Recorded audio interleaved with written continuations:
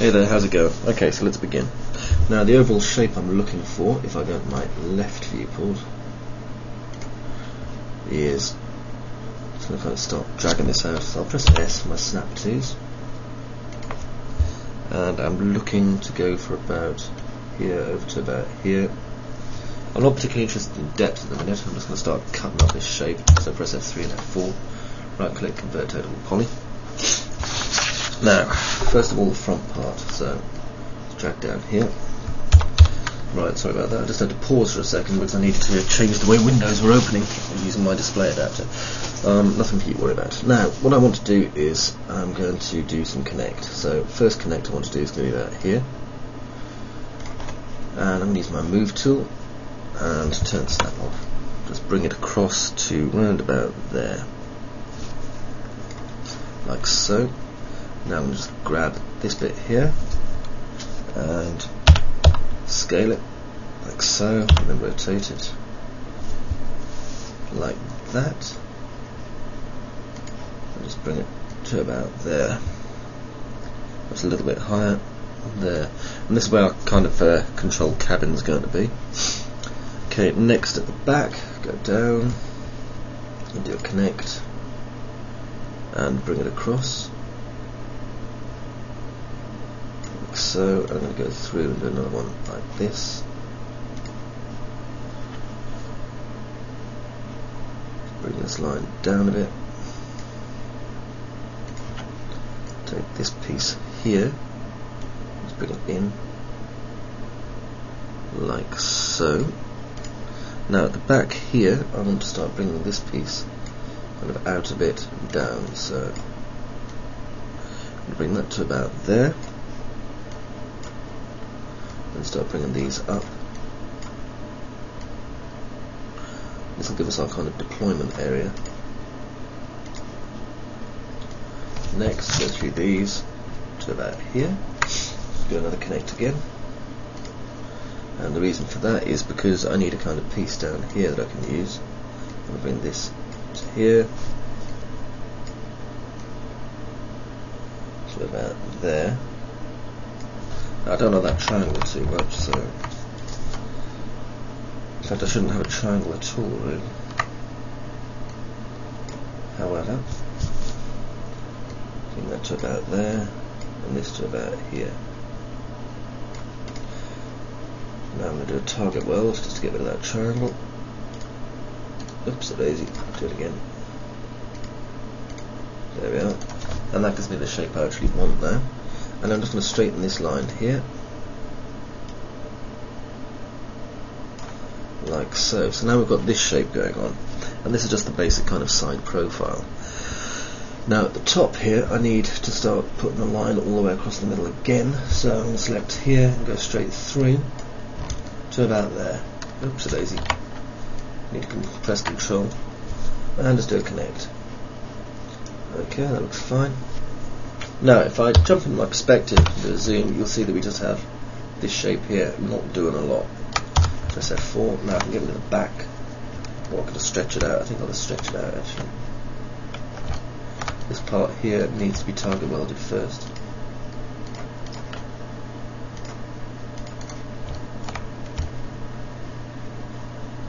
Check it all out, seems fine.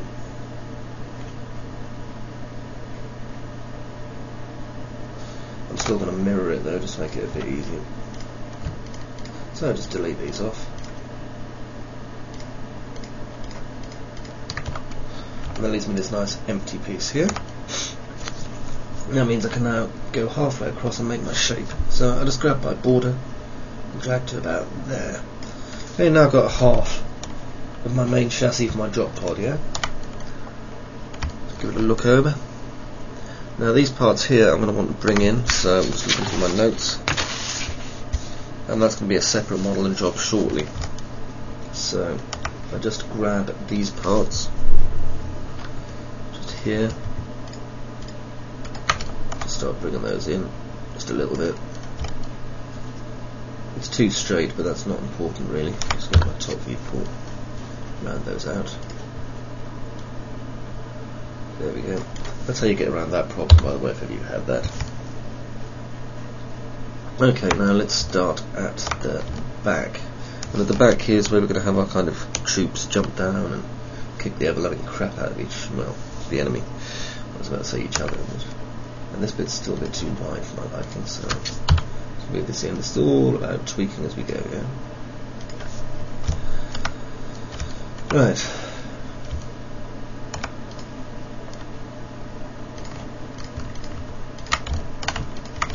Go all the way down here, and this part here makes our rear entry door, so we'll start with that. Go straight to a cut, or I can go to a slice. I think I'll use a slice plane. There we are, because slice planes are much more accurate in this kind of respect. Now press A for angle snap, and rotate it around by 90. And now I can use this to kind of really quite accurately place a cut on my model to pick the place I wanted. Problem with me is I can't see jack, unfortunately, most of the time. There we go, and I'll just do a slice. There we go. Now pull back, rotate it 90 degrees this way. Whee! There we go. Use the move tool again. I'll just bring it to about there. And again, just another slice. And finally bring it down again, 90 degrees. Use the move tool. To about there. And slice. And turn off the slice plane and just click out. So now you can see that we've built these sliced areas here. Now obviously we're going to have to kind of connect the dots later on, but I'm just working on these parts at the minute, so I'm not going to get overly bothered. So if I just select these parts here for the time being, there we go, and I'm just going to detach. So I go up here and just click on detach, and I'm going to call this area the rear. Now what would I call these things again? Rear troop ramp. Okay. Not particularly big, so. Okay, now I can either isolate or hide unselected. I'll just hide unselected for the moment. This means I can now work on this piece. Hooray. Now then, should I work on it as a whole, or should I work on it as just half? I'll work on it as just half. First things first then. Separate this again into another 2 bits. So I'm going to detach this as an element, and now that means that I can select this part here and pull it. But as you see, it's not actually connected to that part at all, which makes things a little bit easier for me. Now then, around the outside of this, I want to build a kind of heavy-duty area. So select these. We're going for the whole kind of industrial look here.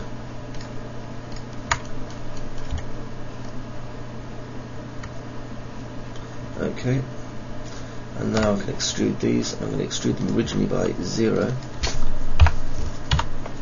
That gives me a lot more control over my model than I would otherwise have. Now I can pull them straight out like this and start going to the areas where it's going to need a little more attention than it would normally get, like here. I have to pull it down a bit, see? Up here, where I've just extruded, I need to take this polygon out.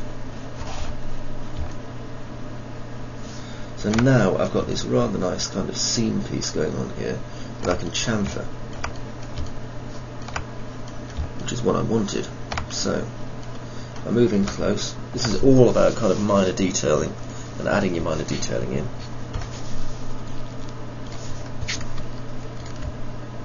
Just going to start going around my edges, and any edges that are going to be over, I would say over about, let me see, over about 30 degrees probably I'm going to chamfer. Later on we're going to look at ways to weld as well, because you're going to need to do some welds.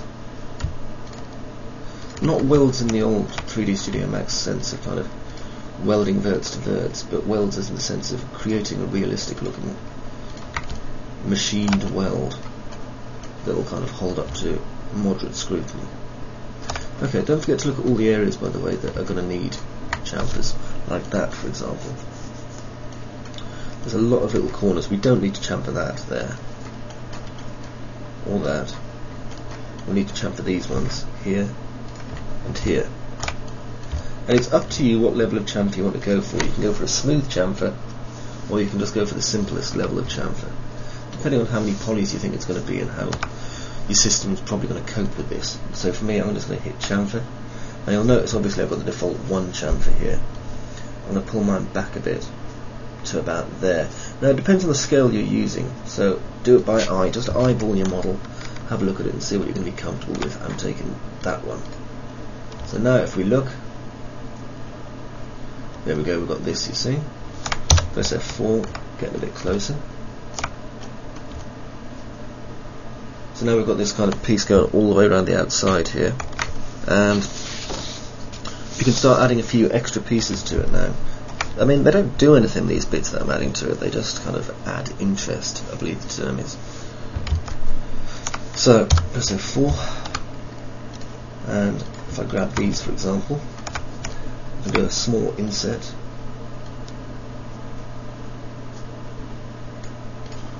and then an extrude, and all we're doing is just adding these kind of panel pieces to it really. Okay, and then control, grow, sorry, just click grow and then control select by edge, there we go. Now I'm just going to deselect these middle ones. Be careful when you're selecting, deselecting, or you will end up ruining your model and crying. Okay, and just click chamfer. And you should be fine just to use the chamfer you were using the first time round anyway. And as you see, we've got this kind of piece comes out here now. Now let's have a look down here. Now this part here is, you know, a little bit too large to put some decent panels on. So I'm just going to break it up. So I'll just do a quick move across there and say about 3 connect edges. Okay, this is adding a lot of polys to our vehicle, but we're not going for the low poly effect here, so I don't care. Now again, we can do an inset, and it'll pick up the same settings as last time. And we can do an extrude, and again it'll pick up the same settings as last time. And what are these things here? I don't know what they do, but they add interest to our model. I mean, you know, we don't really have suicide drop pods at the moment. But, you know, we've got to kind of imagine the detail we're putting on it. And this is what tends to make your model look better. Here you can control select by edge. You should be thinking all the time about ways to not sell your model in a financial sense, but kind of sell your model to yourself, so you look at it and go, ah, that's exactly what I meant. Okay, and do a chamfer again. Press F4, pull out. So you can see now how this is kind of starting to detail itself in and starting to come together. Maybe down here, just for a bit of a difference, press F4 again, we could do an inset, and we could do a reverse extrude, maybe -1, on my settings anyway. And then just do a quick grow, go and deselect the ones that I don't want. Use the zoom there just to zoom in, and a quick chamfer. Pull back. The idea is just to try and get it across that this is made out of pieces. You know, this is made out of lots and lots of different pieces that are bolted together, as well as like large plates and things like that. Okay, looking at this again. Now let's put in a maker's line just about here. So I'm just going to grab here and do a connect, and I don't want 3 this time, so I'm just going to go to my settings and connect once, bring it across to about there, and zoom in on it. Then here I'm going to do, what's the best way of doing this? I could do an internal extrude. So if I bring it in just a little bit, and bring my base extrusion width to about there, I can adjust my height pretty much how I please. Now if I click grow, shrink, and you can see I've got my maker's lines going along. Now I'm not bothered about this bend here particularly, however I will straighten it anyway because it should be. So if I just grab my x-axis here, just do this, you'll notice it's now straight. Now if I do an extrude, my extrude lines up. And I'm going to select here and here as well, and just do a loop, and then I can just do a quick chamfer, and it'll have to be a small chamfer. There we go. And that is how you do a maker's line, like so, which breaks up this panel rather nicely. Let's put another one just down here. Remember, our idea is that whoever's building these is obviously building them in a factory. They're not carved from one gigantic piece of metal. Zoom in again. And do a quick loop and a chamfer. There we go. There we go, that's another maker's line put in. Now remember, obviously, that if we go to our polygon counter, click more, you're obviously going to be looking at a lot more polygons than you would be if it was just, you know, a fairly dull, uninspired and plain piece. However, you're looking to make maker's lines here. You want the detail. You could do this in a texture, but, you know, we're not. Okay, go through here, and another connect. And then another extrude, and yes, you could probably do a script to make this as well. That'll be something fun for you to do as your homework. Hey, I can't be bothered, I'm having too much fun doing it this way.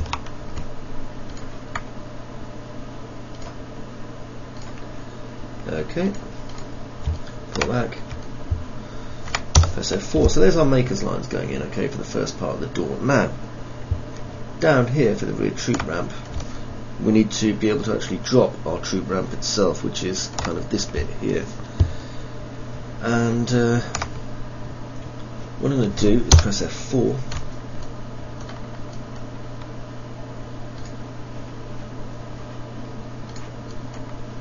just select my element, let's bring this over to about here so I can look at it better. Now then, I want to do some target welds here and here. Okay, now move this back into position. Oops, it is. Move this back into position again. And as you can see, what I've done now is I've kind of changed the way that this ramp's going to work. The ramp's now a lot bigger and beefier looking. What I have to do, however, is keep kind of modifying and adding changes to this, because actually I'm going to cut an additional piece out of this that will become our ramp, and then we're going to start sewing this all together. It's you know, kind of complicated to explain, but I'm sure you'll get there. Okay, first thing, I'm going to create a polygon.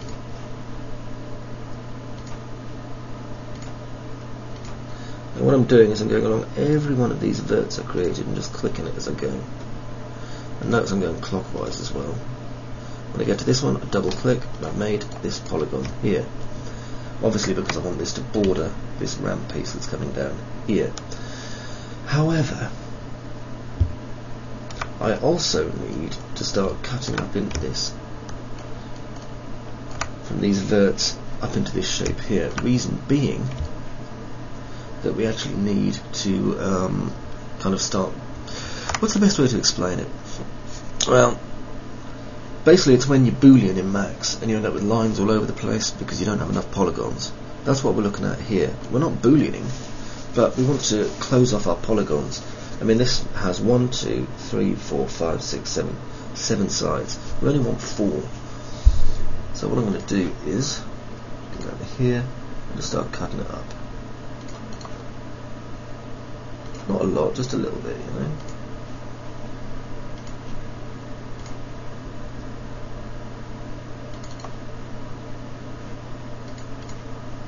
Keep double clicking out. I should stop that really.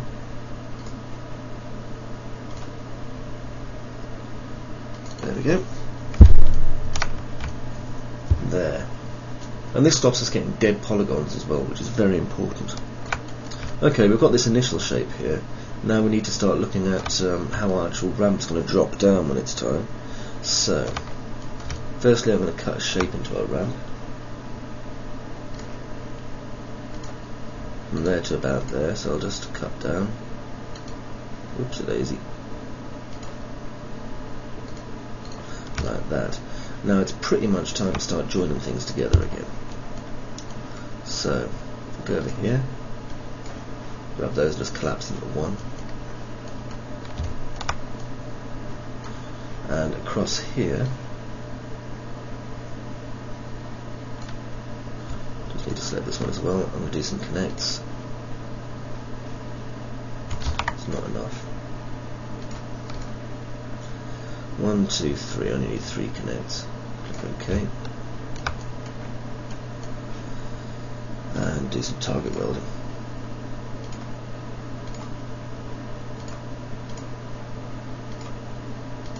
There we go. Now obviously I realise this piece here isn't straight, but I'm not concerned in the slightest about that yet. Now at the top here, because I've got this piece, I'm going to do a cut over to there, and I think I'm going to move this maker's mark across as well, which I can, like so.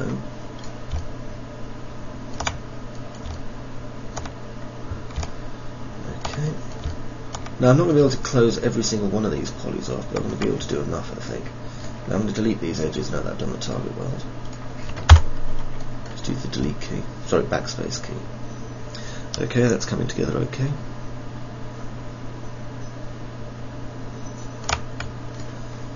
Now I grab this, and I'm going to make a copy of it. So just shift and move that to there.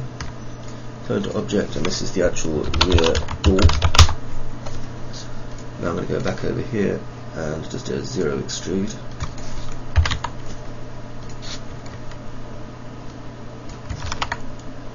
Just so that I can pull this back and in.